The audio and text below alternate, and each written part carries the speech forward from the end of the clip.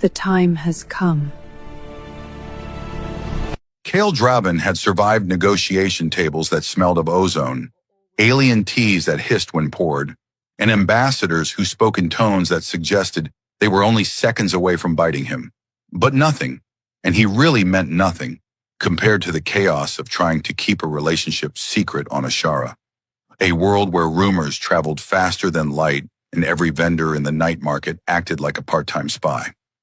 He slipped through the glowing alleys now, past stalls selling memory fruits and drifting lanterns that floated as if deciding whether gravity was worth obeying today. He scanned the shadows, hoping no Imperial Sentinel had followed him. Sentinels loved following him. He was fairly sure they considered it a hobby at this point. Then he saw her. Lyria leaned against an obsidian pillar, arms crossed, long black hair falling in a way that made the neon lights look like they were admiring her. Her porcelain white skin almost glowed, and her long, elegant ears twitched when she spotted him. The way they always did when she was trying to pretend she wasn't excited to see him. That twitch alone could have started diplomatic incidents. "You're late," she said, though she couldn't quite suppress the warm curve of her lips. "I was beginning to think you'd been vaporized. Or worse, stuck in a meeting." "I barely escaped," Kyle muttered. A committee tried to debate the exact shade of blue suitable for a diplomatic banner. They were armed with visual samples. She snorted, a surprisingly unroyal sound for the Empress's daughter. "That's horrifying. Come on." She took his hand and pulled him toward a side passage where the floating lanterns dimmed and the market noise thinned into a hum. Kyle followed willingly. Being dragged around by Lyria was becoming a habit he didn't mind developing. They moved between collapsed archways of old orbital dock metal, places abandoned long before Kale ever set foot on Ashara. Here privacy was possible. Here even the whispers of the city seemed to pause to give them space.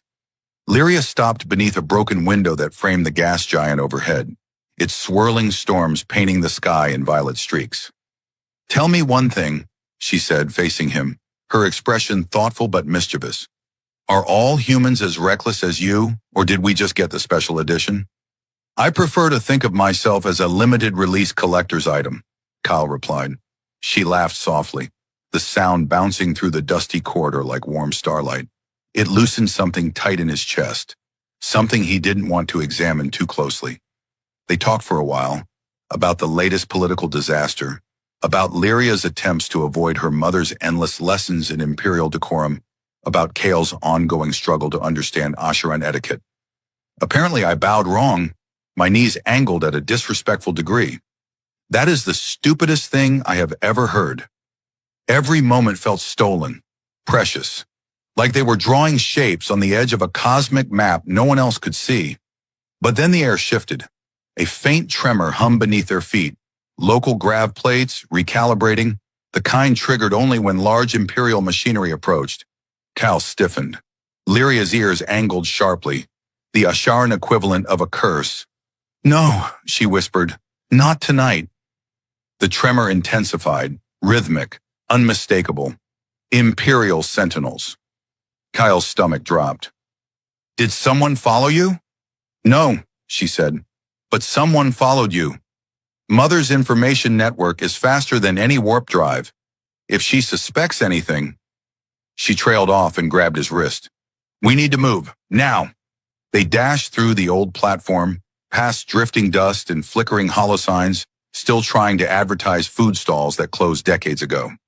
Cal tried not to trip on collapsed panels while also trying not to hyperventilate. Both tasks were losing battles. They reached a narrow maintenance shaft and squeezed inside. Cal pressed himself against one wall while Lyria positioned herself beside him, breath warm against his cheek. Footsteps echoed outside, metal boots striking metal floor with mechanical precision. Lyria quietly flicked her wrist, activating a small cloaking shimmer that wrapped around them like a thin veil. It wouldn't fool a full scan, but it might buy them a few seconds. Her hand found his, fingers curling with a grip that was both steady and trembling. "This is my fault," Cal whispered. "I shouldn't have come tonight." "Then when would I see you?" she whispered back. "Between political lectures and etiquette drills? During my mother's meditation hours, where we're absolutely not allowed to sneeze?" Kyle felt a smile tug at him despite the terror. I could schedule a diplomatic sneeze. Kyle, she hissed, but the corner of her mouth twitched. Outside, the sentinels paused. One of them activated a scan. The air rippled with ionized particles. Kyle held his breath. Lyria's grip tightened. If they were found here, the Empress wouldn't need to vaporize him. Lyria would probably beat her to it just out of embarrassment. After a tense moment, the footsteps moved on.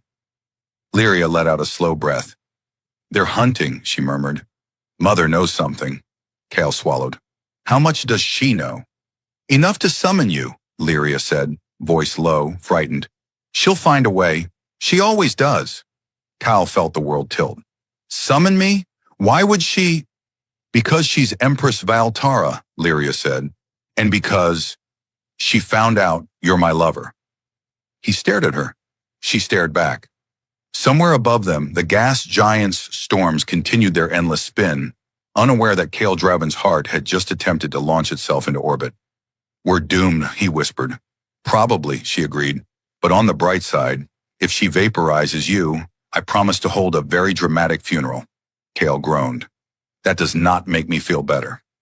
It wasn't supposed to. And yet somehow it did.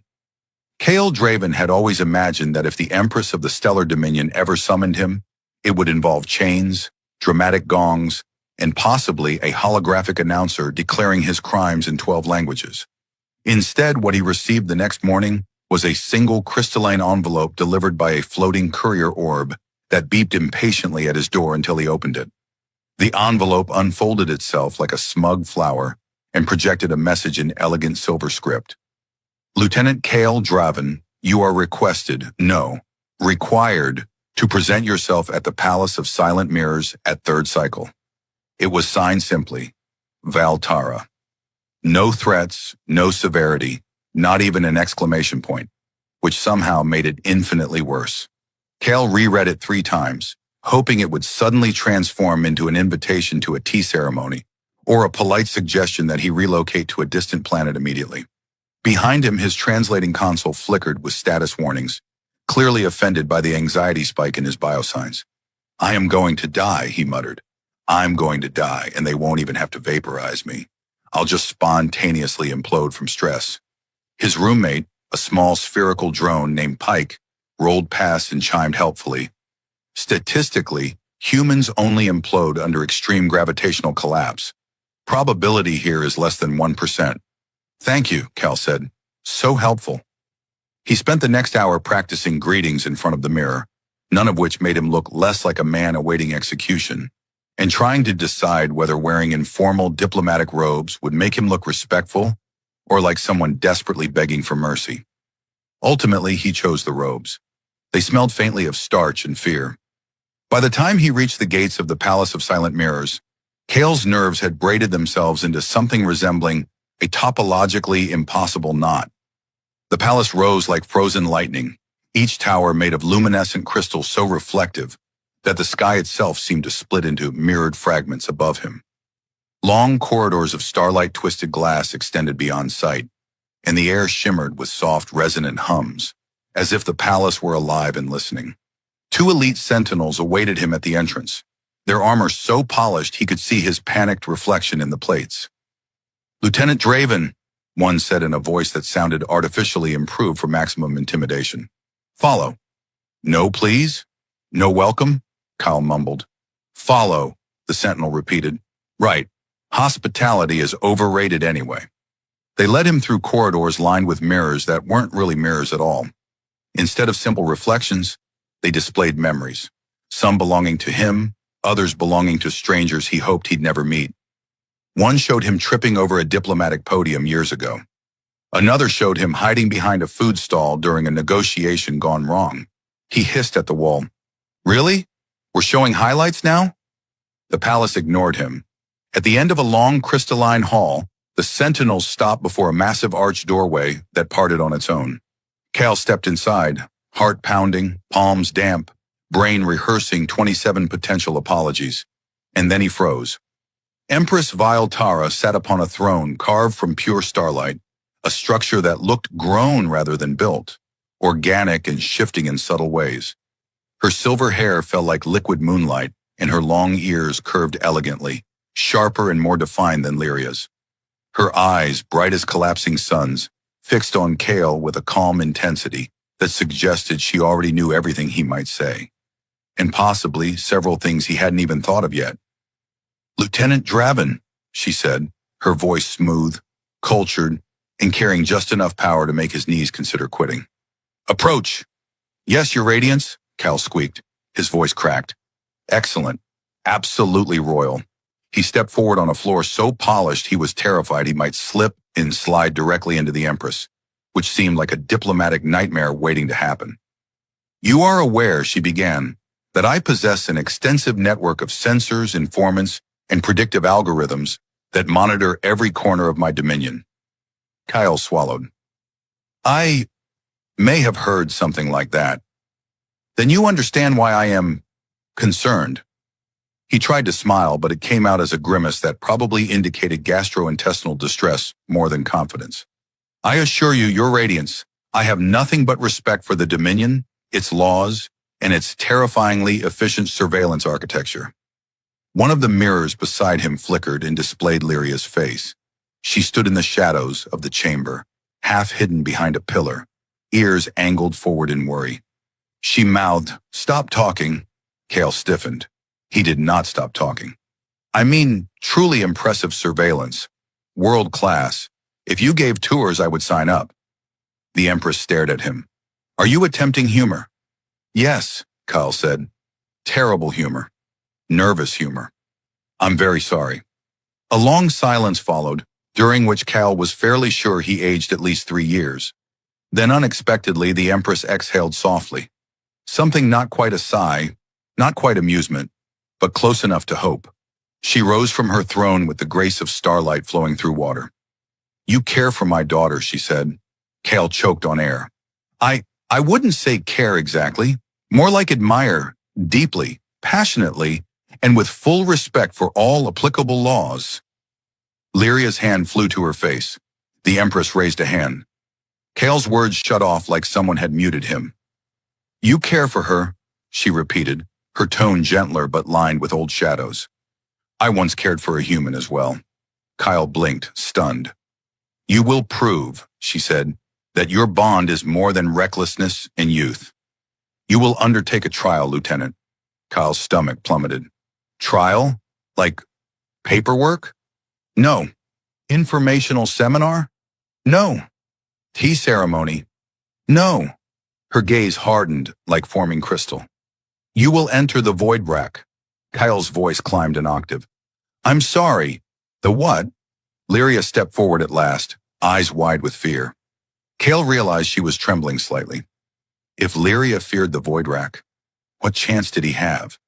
The Empress pointed toward a mirror that split open into a swirling vision of distant space, a region of impossible geometry, glowing fractures, drifting wreckage.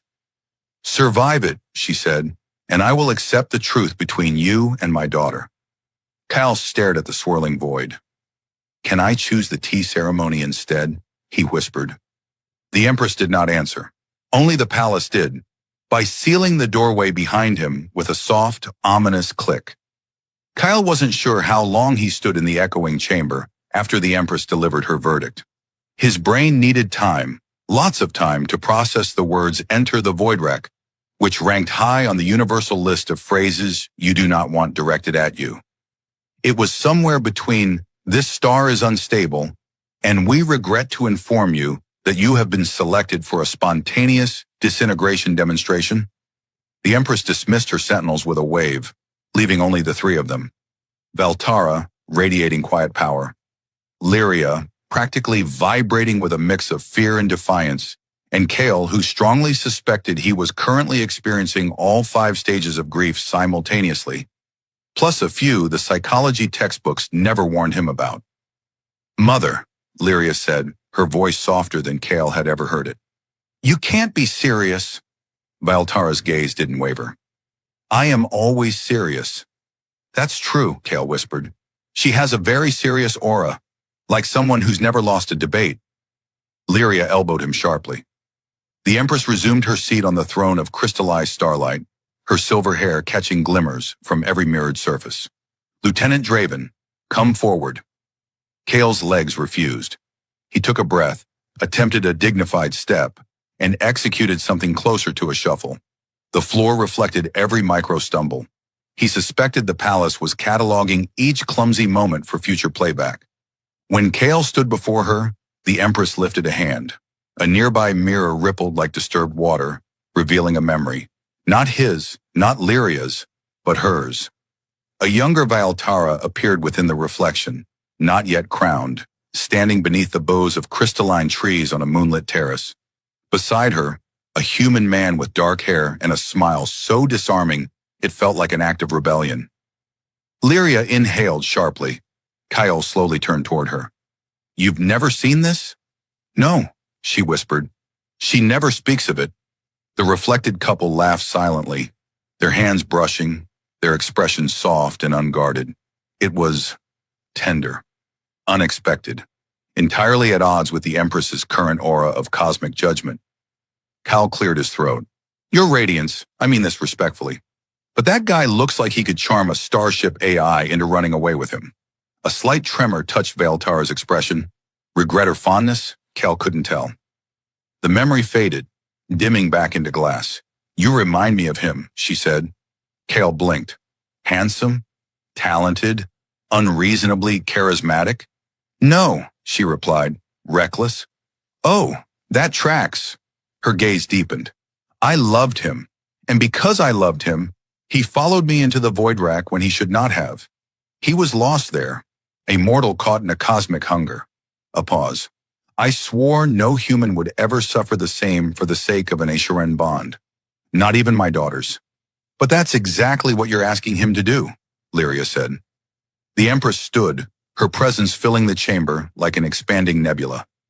If Lieutenant Draven enters the void rack and returns alive, he proves he is strong enough to survive the gravity of our world, our politics, our history, our power.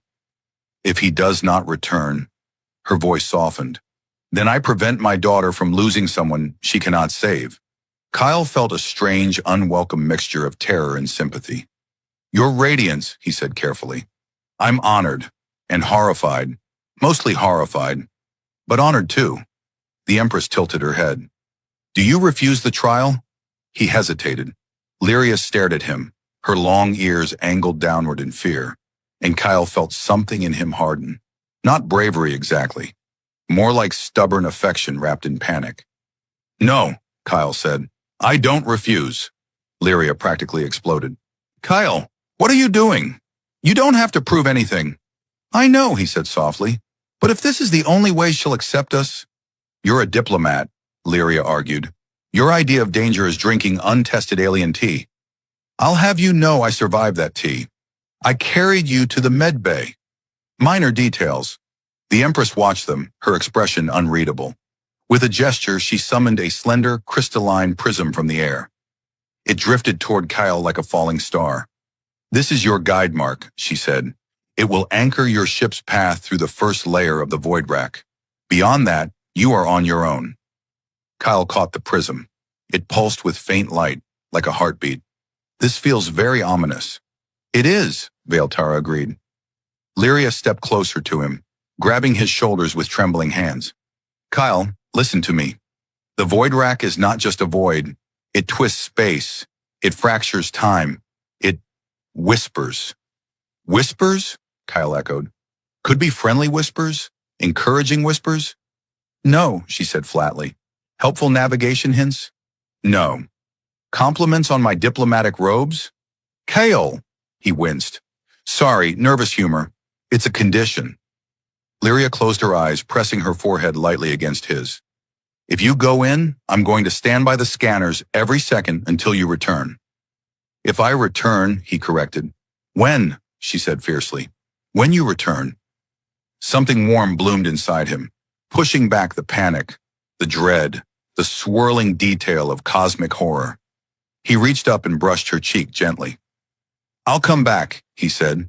You still owe me dinner. Her eyes shimmered with a mix of anger and affection. You're impossible. He smiled weakly. Limited release collector's item, remember? Before she could respond, the chamber brightened. The Empress raised her hand, and the mirrors rearranged themselves, forming a long corridor of gleaming pathways that led toward the palace docks. "Prepare yourself, Lieutenant," she said. "Your departure begins at dawn." Kale nodded. His stomach attempted a dramatic escape from his body, but he ignored it. As the sentinels escorted him out, Lyria slipped beside him, keeping pace. "You know," she whispered, "when this is over, I'm making you take a vacation somewhere safe." "Safe?" he asked. "Like where?" "A meditation moon, or a quiet asteroid. Somewhere boring." Kyle exhaled. "Honestly, sounds amazing." They reached the parting corridor. Lyria stopped, grabbed his sleeve, and pulled him close for one last moment. "Kyle," she said, voice low and trembling, "don't let the Void Rack have you." He nodded slowly. "I won't. I've got a reason to come back." Her long ears twitched, soft, vulnerable. And for the first time, Kyle saw fear in the eyes of the Empress's daughter. Fear not for herself, but for him. It made the approaching darkness feel somehow more survivable. But only somehow. Dawn on Ashara wasn't a sunrise so much as an unveiling. The gas giant overhead shifted from deep violet to molten gold, its light refracting through the palace towers and scattering into prisms that danced across the docking platforms.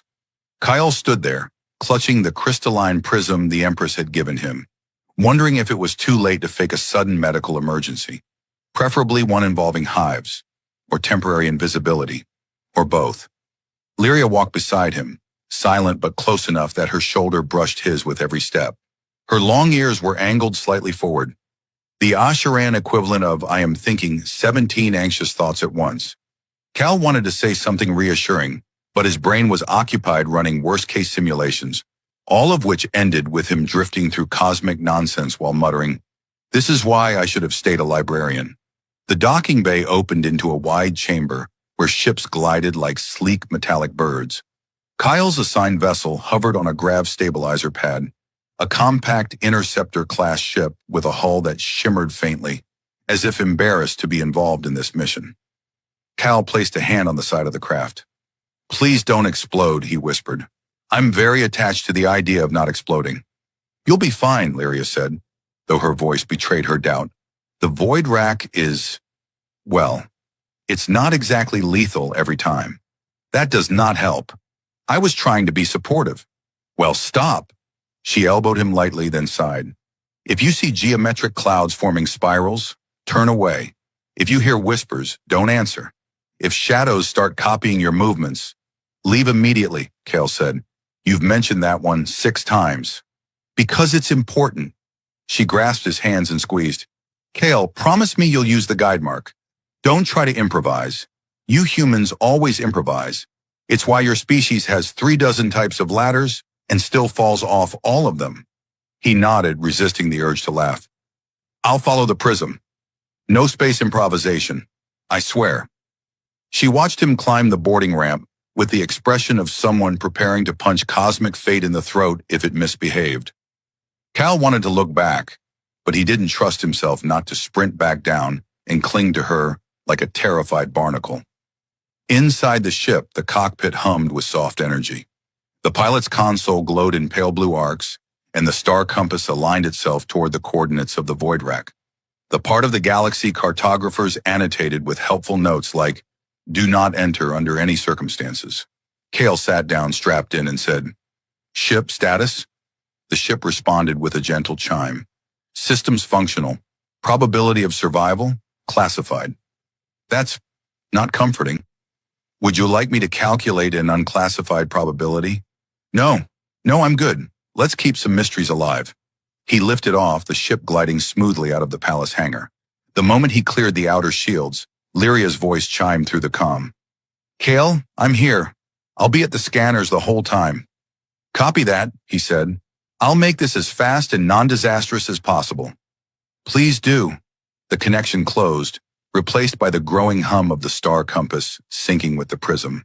The 2 lights resonated, forming a narrow path through the stars, visible only to this ship, this mission, and possibly any cosmic entity bored enough to watch. As the ship accelerated, Cal tried to distract himself by reviewing diplomatic reports. This lasted approximately 4 seconds. His brain continued screaming in the background, and his hands felt suspiciously damp. Stars stretched into luminous streaks. The void rack approached like a bruised wound in space, its edges rippling with broken geometry. Fractured light flickered in sharp angles, as if space were cracking like glass. Kyle slowed the ship because hurtling at top speed into cosmic doom felt impolite. His console flickered. A voice, thin as static, slithering between channels, whispered something he couldn't understand. "Nope," Kyle said. "Immediate nope. Not listening." The whispers faded, replaced by an unsettling silence.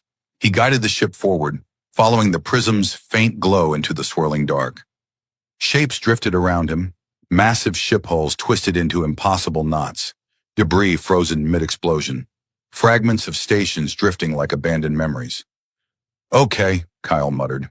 "Just going to navigate the spatial equivalent of a haunted scrapyard. No big deal." A massive cruiser floated past his viewport, bent into an arc that defied physics. Kyle swallowed. On its surface, faint shadows writhed like living ink before dissolving into the void. He did not stop to investigate.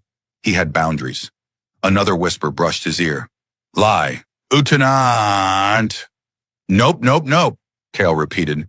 He tightened his grip on the controls as the prism flickered, then pulsed urgently. Something large moved in the fog. Something he couldn't fully see, only sense. A presence like cold gravity, thinking and aware. "Ship?" Cal whispered. "Unknown entity approaching," the ship replied calmly. "Recommendation, proceed with haste." "Haste sounds excellent." He pushed the throttle. The void rack warped around him, tunnels of fractured starlight shifting like a living maze. The prism flared brighter. Cal followed it desperately, weaving between collapsing corridors of light. A sound, deep, resonant, rolled through the cockpit. Not mechanical, not natural. Something ancient calling out across divides. Cale felt something brush the edge of his mind. He yelled, "No visitors! I'm not home!" The prism pulsed one last time. The ship shot through a narrow aperture of swirling blue and white, bursting into a pocket of calm, a chamber of stillness at the heart of chaos. Floating before him, a derelict Imperial flagship, intact despite the surrounding distortion. Kyle stared. "So," he whispered, "the Empress's past wasn't just a story. His mission had truly begun." Kyle stared at the derelict flagship suspended in the heart of the void rack, like a monument built by a cosmic prankster with questionable artistic tastes. The vessel was enormous, easily 5 times the size of the palace docks, yet perfectly still, as if frozen in the exact moment reality decided to take a break. Its hull shimmered faintly, as though wrapped in a thin veil of starlight dust. Acheron markings glowed weakly along its sides, flickering like memories struggling to stay awake. "Well," Cal whispered to himself, "if this ship starts talking, I'm leaving. Immediately. Without shame." The ship's docking bay was partially open, inviting in the most ominous way possible. Kyle guided his interceptor toward it, the autopilot trembling slightly, as if even the computer was reluctant. The docking clamps locked with a hollow clang. Lights flickered along the bay floor, illuminating as if waking from a 1,000-year nap. Kale took a long breath, grabbed his emergency pack and muttered, "This is fine. This is perfectly fine. Just exploring an ancient Imperial ghost ship in a cosmic death zone. Standard diplomacy." He stepped out. The air inside was breathable, but carried a faint metallic tang. The illumination was dim, coming from crystal strips embedded in the walls. They flickered in uneven rhythms that did nothing for Kale's nerves. His boots echoed too loudly. The corridor stretched ahead, silent and vast, like it was waiting for him to realize he'd made a terrible mistake. As he walked deeper, holographic panels activated along the passageway, projecting blurred figures, glimmers of past footsteps, fragments of voices. Memory echoes. Valtara's palace had mirrors that whispered truth. This ship had ghosts that played reruns. One hologram solidified enough for Kale to recognize a younger Empress. Though she wasn't Empress yet, her hair was shorter, her posture less rigid, her face brighter. Beside her stood the human man from the throne room memory, his features sharpened now, warm eyes, confident stride, a smile quick enough to light a room. The man leaned in toward Valtara, saying something Cal couldn't hear, but she laughed, touching his arm. Kyle whispered, "Okay, so she has a type. Doomed idiots." The hologram flickered, then vanished, replaced by darkness. Cal continued down the corridor until he reached the central atrium, a vast chamber filled with stasis pods, equipment crates, and the eerie stillness of a ship that had died quietly. Another echo triggered. This time he heard sound. "Can't control it," Valtara's younger voice said, sharp with fear. "You said we could stabilize the rift," the human replied, breathless, frantic. "We're close, just give me more time." "Time is what we don't have." Kyle stood frozen as the echo unfolded.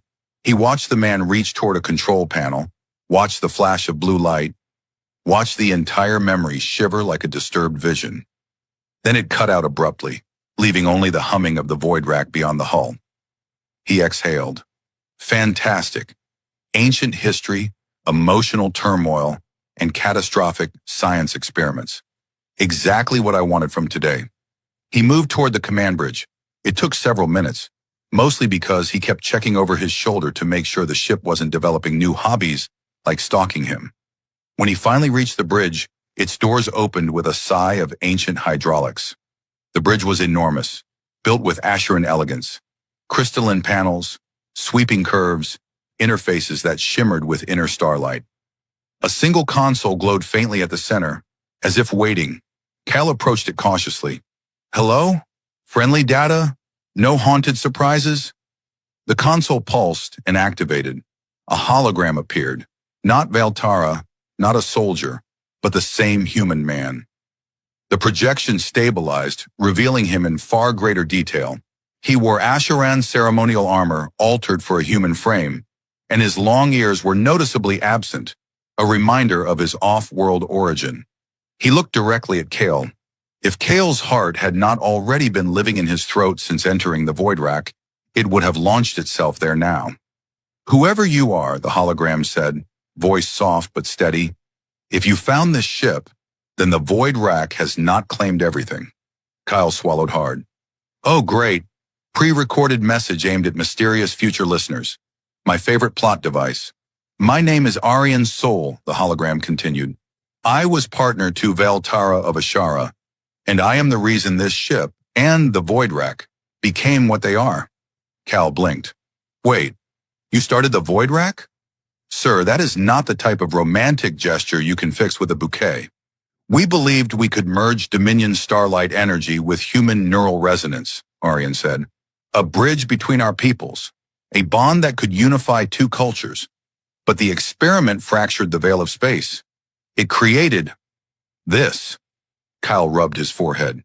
"That explains so much and also nothing." "I leave this message," Aryan continued, "for the one who follows my path, not because I expect forgiveness, but because Valtara must one day understand that she cannot build walls around her heart forever. She must allow herself to trust again." Cal froze. Aryan's hologram stepped closer, gaze steady. "If she sent you here, then perhaps she has already begun." Kyle stared at the projection, feeling the weight of its words settle over him like a heavy cloak. The hologram flickered once, twice, then dissolved into starlight. The ship groaned around him. The void rack darkened outside the windows, swirling with intent, as if the entity lurking in the shadows had finally taken interest in him. "Oh, no," Kyle whispered. "No, no, no. I'm emotionally compromised.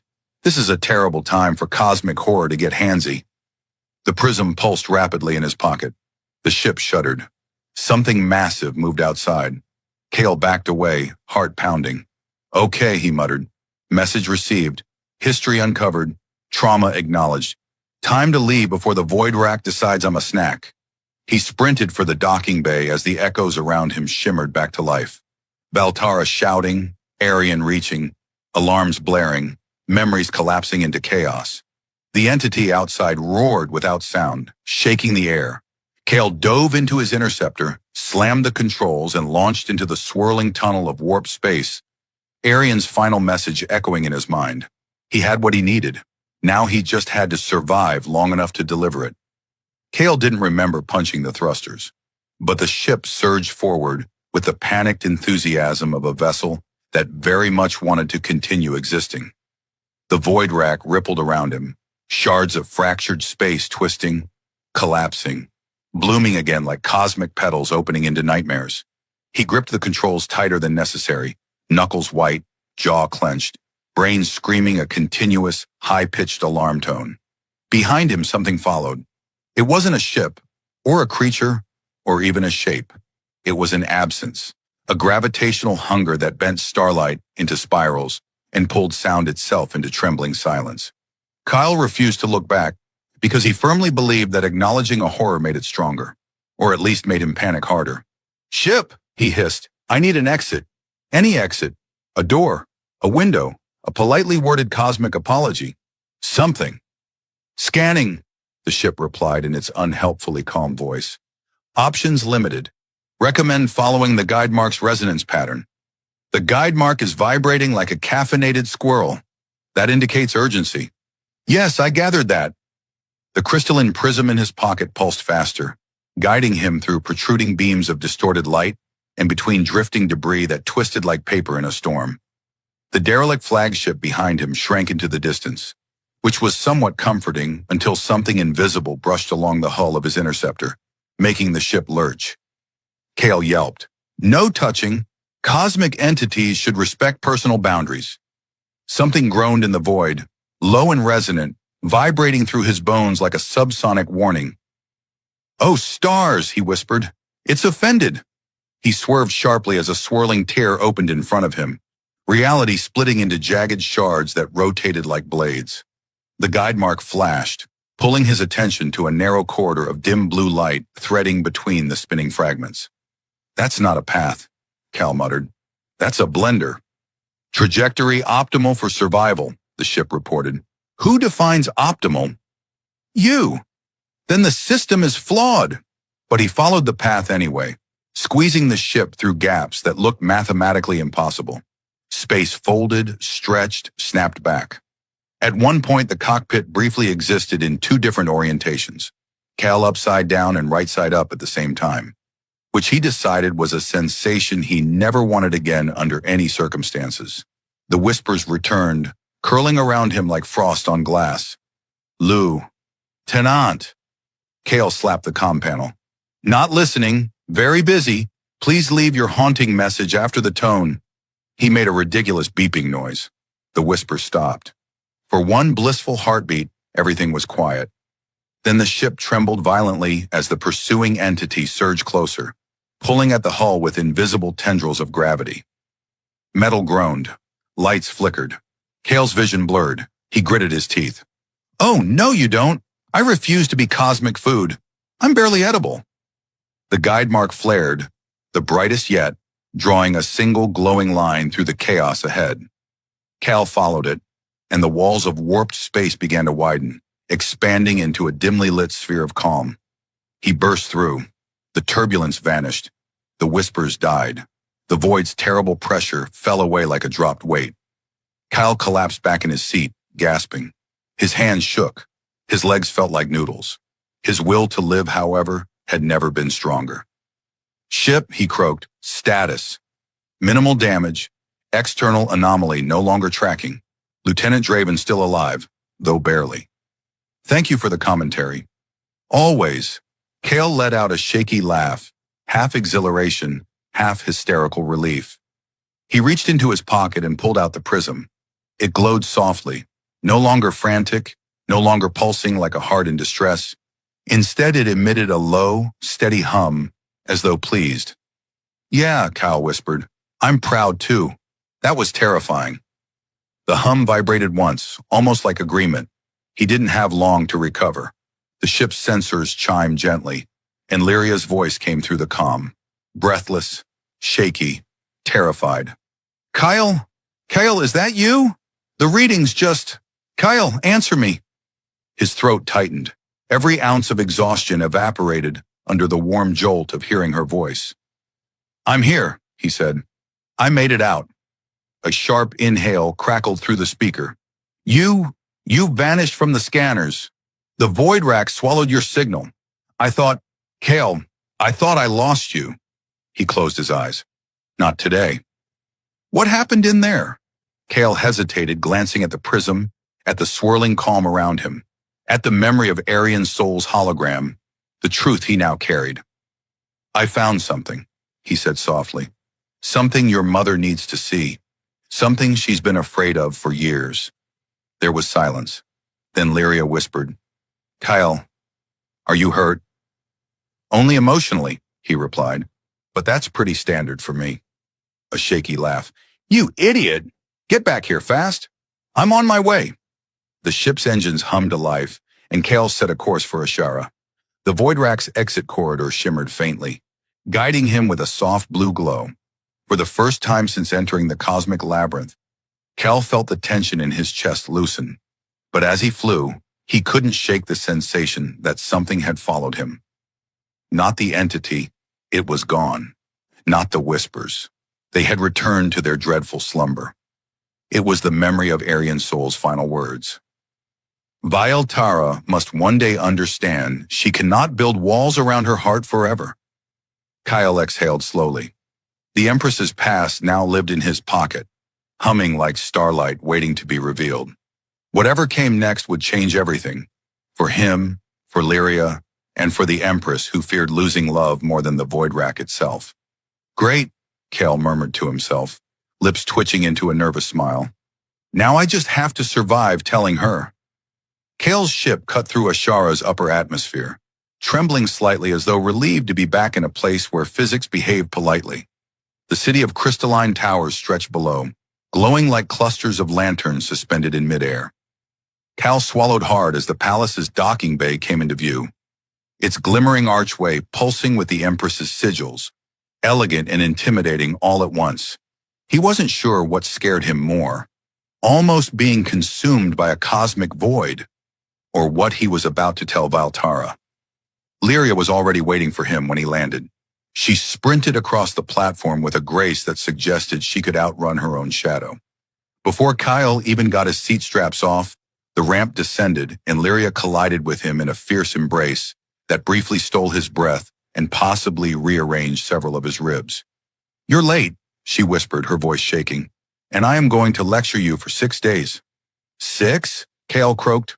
Only 6. I said lecture, not torture. She pulled back, studying him with frantic eyes that softened when she saw he was really here. Rumpled, exhausted, smelling faintly of cosmic terror, but alive. Her long ears angled forward with relief. You did it, she murmured. Barely, he said. The Voidrak tried to adopt me. That's not funny. It wasn't a joke. She hit his arm. They walked together to the palace interior. The moment Kale stepped into the hall of silent mirrors, the air changed. The mirrors brightened, reacting to whatever he carried inside him. Lyria squeezed his hand once before letting go, because no one held hands in front of the Empress unless they had a death wish. Valtara stood at the far end of the hall, back straight, hands folded behind her, serene, powerful, and terrifying in the way only someone who had complete control of their surroundings could be. Her silver hair shimmered like liquid starlight, and her long ears angled slightly, in a Sharon signal of deeply controlled emotion. Kyle stepped forward. He bowed, though his knees did wobble. Your radiance. I returned. I can see that, she said. The Voidrak does not easily relinquish what it claims. Her gaze sharpened on the faint flicker of the prism in his palm. What did you find? Cal didn't answer immediately. Instead, he placed the prism onto the floor. As soon as it touched the polished crystal, the hall of mirrors came alive. Reflections reshuffled themselves, twisting and rippling until they formed a panoramic projection of the derelict flagship, the fractured memories, and finally, Aryan Soul.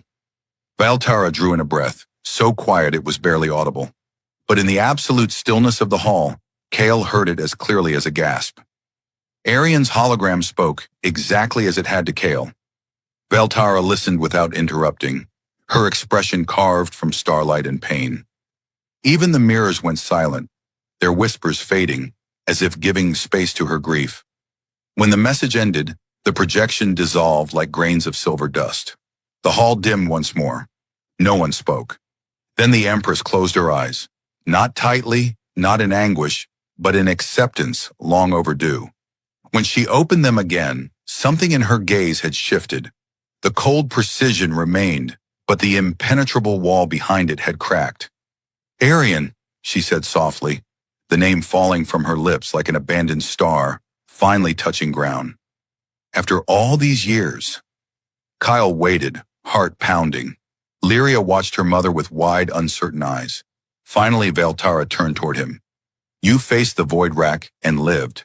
You found the truth I buried. You returned it to me, though it was not yours to carry." Her voice softened. "Tell me, Lieutenant Draven, why?" Cal swallowed. "Because Lyria deserves the truth, and because you do too." Silence stretched between them until Valtara nodded once. Slowly, solemnly. "You have changed," she said. "Not merely endured, but changed. I see now why my daughter chose you." Kyle blinked. "Wait, chose? Past tense, or?" Lyria shot him a glare that promised pain if he ruined the moment. Valtara's eyes shifted to her daughter. "Lyria, mother." The Empress studied her for a long moment, seeing her not as a princess or a successor, but simply as her child, trembling with fear of losing someone she loved. At last, Valtara lifted her hand in a gesture that was both blessing and surrender. "If my daughter's heart rests with you, then I will not stand in its way." Her tone grew wry. "Provided you both agree to several conditions regarding safety, diplomacy, and not entering cosmic anomalies without supervision." Lyria let out a choked laugh. Kyle nearly collapsed in relief. Then Valtara added, "And there will be an official psychological evaluation." Kyle groaned. "Is that necessary?" "Yes," both women said at once. The Empress stepped toward him, and for the first time her presence didn't feel like standing before a star on the verge of collapse. She extended her hand. Kyle hesitated, then placed the prism into her palm. It glowed faintly, humming with Arian's lingering warmth. "I release you from your trial," she said, "and I accept your bond with my daughter." Kyle exhaled so hard he worried a mirror might crack. Lyria crossed the space between them and grabbed his hand openly in the Hall of Mirrors in front of her mother. Cal felt his face heat, but he didn't let go. Valtara watched, her expression small but genuine. For the first time since Kale met her, she didn't seem like an empress carved from light, but a woman who had loved once and finally allowed herself to love again, through her daughter. Kale cleared his throat. "So, does this mean I'm not going to be vaporized?" Lyria squeezed his hand. "Kyle." Valtara lifted one brow. "Not today." Kyle froze. "Wait, not today?" The Empress's lips curved, just slightly but unmistakably. A smile. Lyria laughed, the sound ringing through the hall like stardust shaking loose. Kale felt something inside him settle, a quiet certainty. He came here as a diplomat trying to keep a secret. Now he stood as someone changed by impossible dangers, cosmic truths, and a love that had survived everything thrown at it. The journey had reshaped him, strengthened him, exposed him, and in the end, it returned him, not unchanged but transformed. The palace lights dimmed into warm gold, the mirrors stilled, showing only their reflections now. Three figures standing together at the end of an old wound and the beginning of something new. Kale squeezed Lyria's hand. She squeezed back, and for the first time since stepping onto Ashara, he felt the universe exhale with him, as if acknowledging at last that he had earned his place within it.